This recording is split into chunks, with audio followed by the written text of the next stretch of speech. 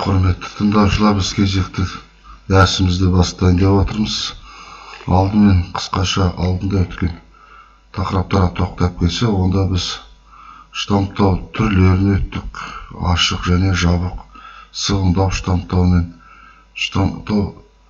штамптауды іске асыратын жабдықтар түрлеріне қарастырып өттік.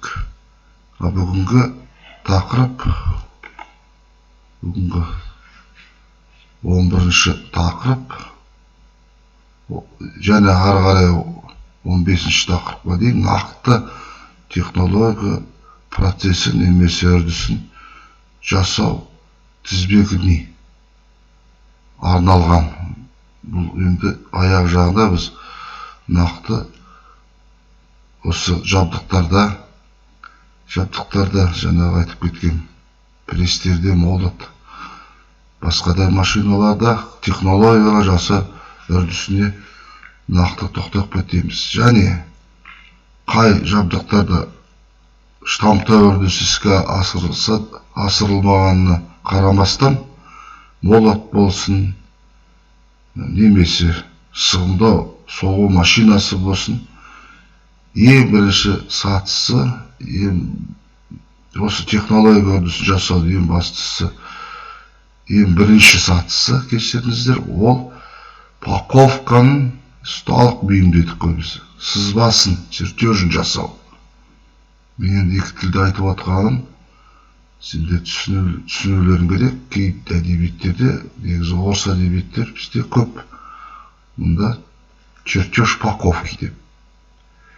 Ең бірінші дәрісті мен енді қысқашаға еске салып кетсем, мұнда жалпы штамптау технологиясы, ыстықтай көлем штамптау технологиясы естеріңге түсірдіңіздер.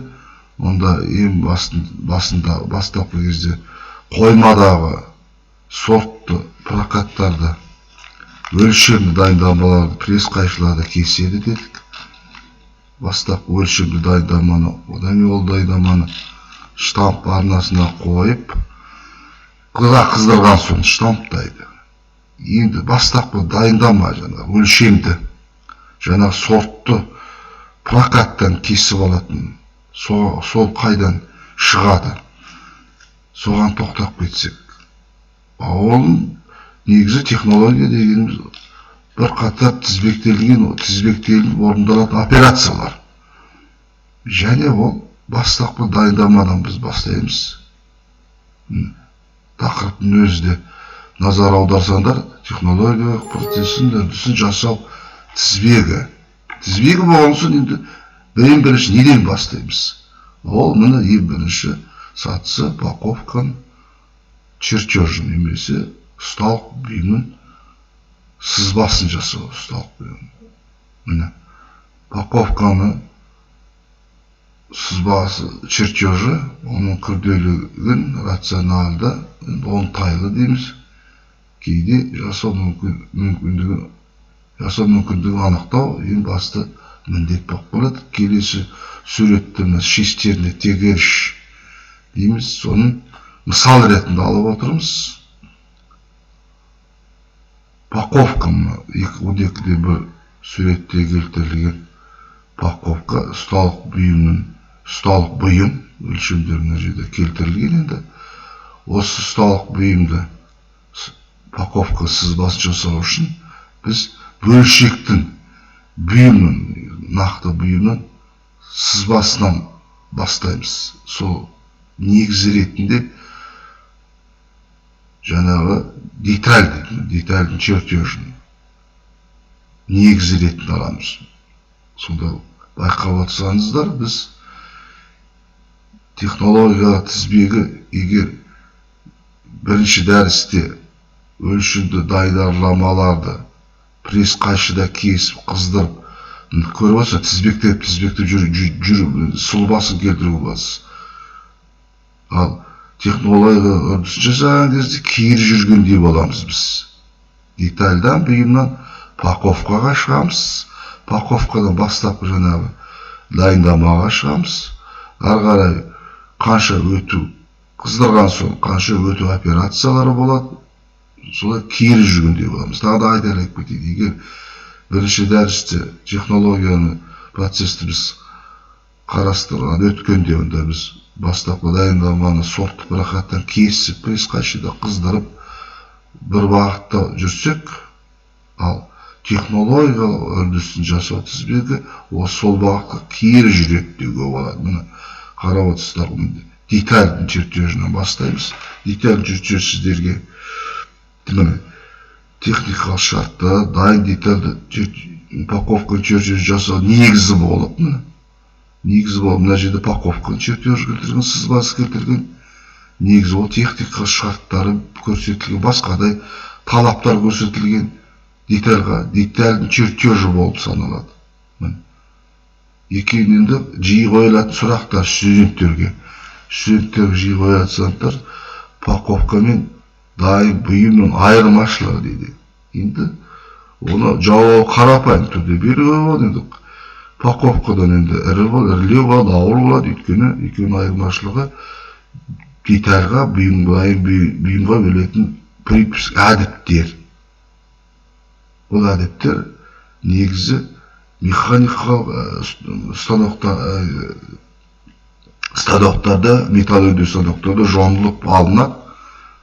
Нәтижесінде упаковкадан дайын бұйым алынады. Ал технологияның тізбегі, технология процесі, штамптау технология процесін жасау барысы, міне алдында айтып кеткендей, дайын детальдің чертежінен бастаймыз. Онда детальға тағы да назар аударыңыздар, техникалық шарттары, басқадай талаптар қойылады. Және осы детальға біз жаңағы әдіп припускі дейді.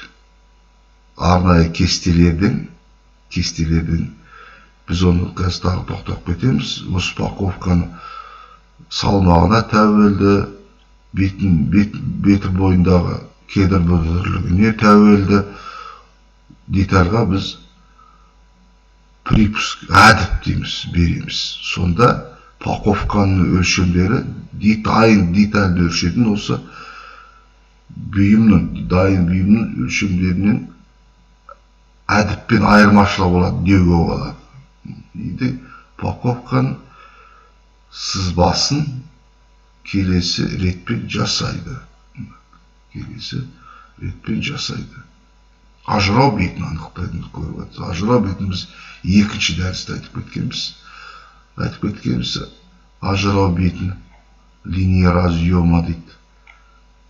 Егерде мына жақтан да беруге болады негізі, өйткенде максималды диаметрі ажырау бетін берген кезде, егер ортасынан берген дұрыс болады, өйткені шығару жеңіл болады. Шығару егер жоғары берсек, онда төменгі штамптан шығару қиындатылады. Сондықтан да ажырау бетін біз ол тақырыптағы екінші тақырыпта айтып кеткенбіз. Осы ажырау бетін берілетін тізбегі міне әдіп припуск дейді осы. Және жасанды напуск береміз. Арнайы анықтамаларда жаңағы дайын бұйымның өлшемдеріне және беттерінің кедір бүдірлігіне тәуелді осы жаңағы дайын бұйымға, дайын детальға әдіп береміз. Оны еркін бермейміз.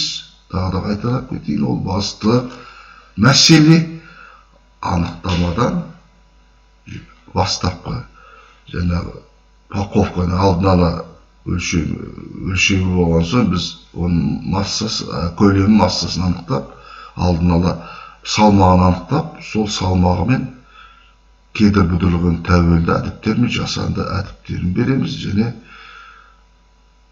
штамп ылдиларын береміз. Штамп ылдилары тағы да көрсетіп кетейік. Мына жерлерде болады штамп ылдилары.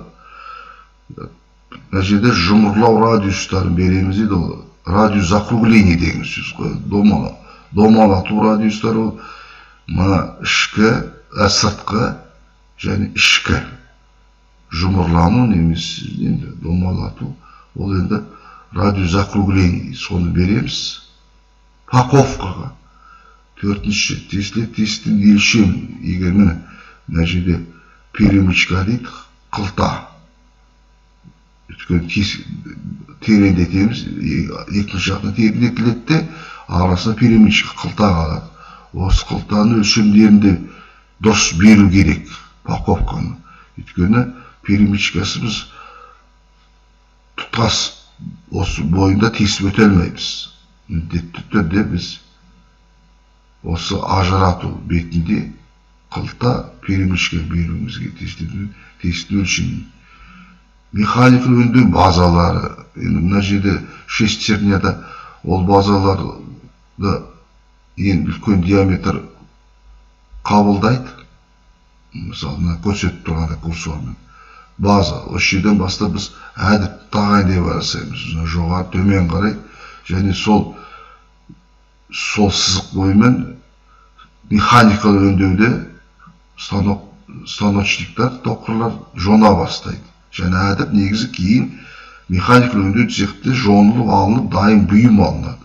Сол тізбекке назар аударыңыздар. Тамба келесі механикалық өңдеу базалар беріледі. Тамба жасалатын, қаттылығын сынайтын, және тағы да белгілеу. Тамба қаттылығын сынайтын, қай жерден біз қаттылығын өлшейміз. Сол жерден белгілейміз. Міне келесі молатта штампталған ұсталық бүйінің сызбасын жасаудың жеке молатты алсақ, жеке кезеңдері келтірілген. Тағы да мұнда жаңағы үстіндегі шестерін тегерештер бөлшегі ажырайтын беттерін анықталынады. Мысалы, шестерін үшін ажырау беттері дайындаманы анықтайды. Дайындаманы және одан упаковканы шығару тәсілдерін, ажырайтын бетінде түйіндік санлауымен металл жинағышта орнатылу орындарын анықтайды. Осы факторларда ажырау беттерінде берген дұрыс. Ажырау беті максималды жазықтығын біз қабылдап отырмыз. Кешенізден ажырайтын бетінде саңылау, түйдек саңылау, түйдек жырашығы деген сөз ғой біз. Және металл жинақтағыш магазинді орналастыру. Дұрыс бергі ажырай беттері ең үлкен габаритті жазықтарында қабылдайды, сол бетін қабылдайды. Сонда штамп арнасында жылға терең болмайды. Жылғаның тереңдігі оты көп болмайды. Енді штамптаудың металл ағуын ерекшеліктері де ескеріледі. Келесі штрих сызықпен детальдан бұйымның өлшемдері келтірілсе, қалың сызықпен упаковканың өлшемдері келтірілген. Мына жерде припуск дейді, оны П1 деп белгілейміз. Және домалату жұмырлану радиусы тағайындап отырмыз. Мына жерде П1, П2-ге тең. Оң жақтағы дұрыс емес варианты. Штамптың терең арналарын жоғары бөлігінде орнатқан дұрыс. Жоғарғы штамп өткені қозғалып тұрады. Төменгі штампта ол деталь төменгі қозғалмайды, деталь упаковка кешенізді. Сонда тұрып қалуы мүмкін. Терең арналар сонда жоғарғы штампта ол. Және келесіне ескерген түйдектің қолайлы және сапалы кесу талшықтарын ескеру. Талшықтардың макро құрылымы үйлесімді орналасуы ескерген жөн. Енді келесі сұрақ әдеп припуск дедік, детальға беретін және өңдеу шегін жасанды напысты тағайындалуы, оның қажеттілігі. Әдептер кесу арқылы өңделінетін беттеріне ғана беріледі. Кейінгі механикалық жону станоктарында ол әдіп жонылып алынады, сол беттерге беріледі. Мысалы шестерін алып алсақ, мына тіс маңайындағы, ортасындағы жаңағы подшипник вал кіретін, бір-бірімен жанасатын беттері өнделінеді. Ал мына штрих беттеріне ол беттер өнделмейді, механикаға өңдейді. Сондықтан да ол жерге әдіп берілмейді. Ол жерге әдіп берілмейді. Міне әдіп жасанды әдіп 75-05-80 ГОСТ бойынша паковканың салмағы мен өлшемдеріне өнделген беттердің дәлдігін кедір бұдырғаны сәйкес етіп белгіленеді. Мен бағана осыны айтып кеткен, мына жерде берілген нақты. Сіздер осы жерге назар аударыңыздар. Тағы да қайталайын, массасын және өлшем өнделетін дәлдігімен кедір бұдырға сәйкес етіп беріледі. Енді мына жерде екі жай назар аудару керек. Егер де жалынды пештерді қыздырса, онда осы әдет тағы да бір шама артық алу керек. Жалынды пештерді қысылдырса және 120 миллиметрден тесте жасамауға болады. 50 миллиметр кем тесіктерді жасамауға да болады. Ол жерде напус жасанды әдіп береді. Жасанды әдіп береді. Енді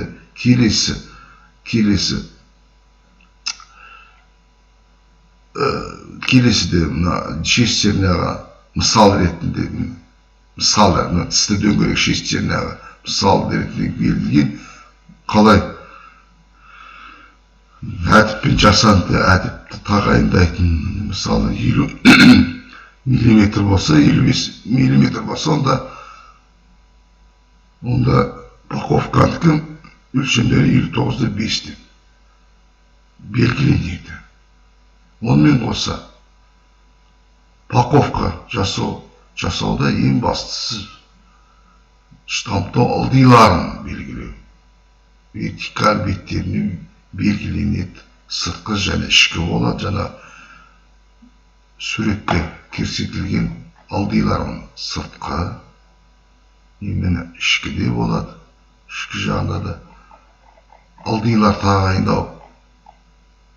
тағайындаудың ең басты міндеті ол паковканы штамп арнасына жеңіл шығару үшін және суған кезде шамалы отырады және қабырғаларына қашықтайды дейді.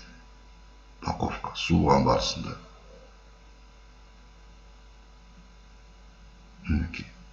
Және талшықтарды қолайлы орналасу нұсқалары, талшықтар. Штамптау кезінде металл талшықтар қалай орналасады, соны келтірілген. Келесін кедір бұлдырын және оған қажет диаметрі саңылау болу үшін үлкенірек аш қасықты қозғау және көбірек күш түсіру керек. Немесе аш бірде болғанда ылди бұрышы тағайындаған кезде біз алдындағы лекциямызда қарастырғанбыз. Ылди бұрыштар гамма қалай тағайындайтын. Сондықтан мына жерде келесіде штамптау ылдиның бұрыштары ұсынылған. Және ішкі штамптау ылдиы сыртқы штамптау ылдиынан үлкен болу екені көрсетілген. Бұрыштар мәндігінің 1 градустан 12-15 градусқа дейін келтірген. Амолатта штамптауда осы ылди бұрыштары сыртқысы 7 градус, ішкі штамптау ылди 10 градус. Келесі радиус закругления деді. Мына жерде жұмырлау деді, домалату радиустар және алдында ішкі, сыртқы көрсетілген. Бұл да ең басты мәселе. Жұмырлау радиусын қалай анықтау керек екен. Ол прикус, 2 прикус қосындысын алып 2-ге бөледі. Бірақ өткенмен бұл мәнді кестеде мәндерін салыстырып кестеден алады. Кейбір жерде тым кіші жыралы болса, кейбіреулер шоғырланады. Ол қирауына әкелу әбден мүмкін. Жерде жазылып кеткен. Осы штамптың ертерек сынуына себепшісі, және шоғырланған кіріскен. Міне осыдан жұмырлану радиусын анықтағаныңызды тағайындалған припускаларды сол ескеріледі, сол мәндер арқылы анықтайсыздар. Талшықтарды кесіліп, ішкі жұмырлау радиусы тым кіші болмау керек дегенді көрсетіп отыр. Неге әкеледі? Талшықтарды кесіп кетуі мүмкін. Талшықтарды кесіп кетуі әбден мүмкін. Сондықтан да оны оңтайлы етіп қабылдау бар. Және осы тағайындалған жұмырлану радиусы штамптың қиын толтыратын бөліктерін толтыруына әсер ететін келесі суретте көрсетілген. Егер сол жақтағы ол дұрыс тағайындалмаған радиусы көресіздер, зажим, бүктелуге әкеледі. Өйткені дұрыс тағайындалмаған мына жерде оң жақтағы дұрыс берген жұмырлану радиусы, өйткені ол қиын толтыратын бөліктері міне кезектеп баппен толтырып, және мынандай бүктелу ақауына әкелмейді. Міне радиус, дұрыс тағайындалған радиустар оң жағымызда, ал қате тағайындалған радиустарымыз сол жақта. Дұрыс радиустар, мына жердегі радиустар қателігінен көрдіңіз, мына жерде бапты өтсе, мына жерде бапты емес, тіке. Сондықтан да металл мына бағытты қарқынды ағып, тіреліп қабырғасына тірелген кезде штамптауының аяғына бүктелуге әкеледі. Бүктелуде екінші пунктта көрсетілген. Сондықтан осыған назар аударған жөн. Дұрыс назар аудару керек. Радиусты, домалату радиустарын тағайындағанда интенсивті ағады мұны, және нәтижесінде бүктелуіне жерде осы дөңес, штамптың дөңес шығыңқы дейміз ба, выступ дейді. Соның әсері, ол кейде мұны деформацияланып, еніп те кету мүмкін шамалы паковкаға. Жұмырлану радиустарын дұрыс тағайындалмауынан, тесілетін тесілу өлшемдерін белгілеу.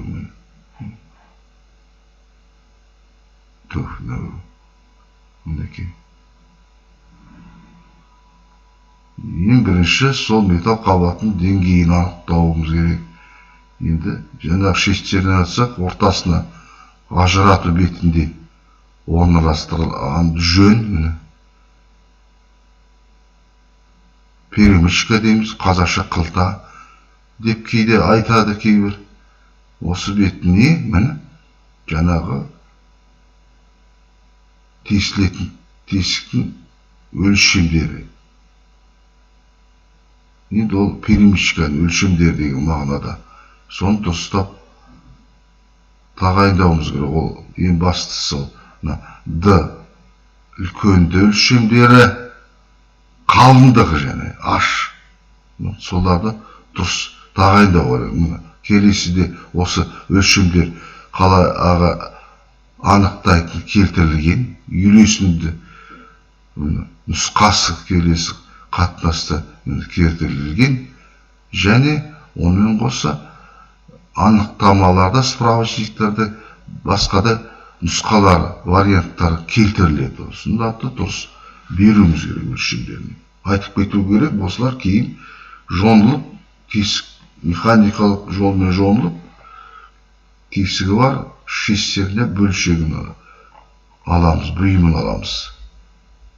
Механикалық өңдеу базалары басқа пәндерде беріледі де, механикалық өңдеу болғаннан кейін ол кішкене біз басқа сала болған соң, сонда дұрыстап беріледі сол пәндерде.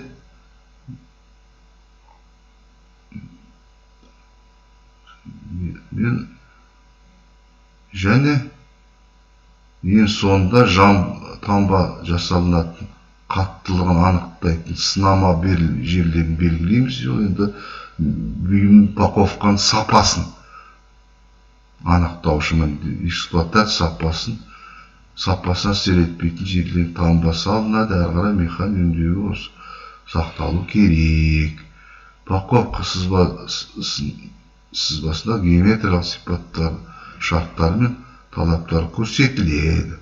Міне осымен мен ең бірінші басты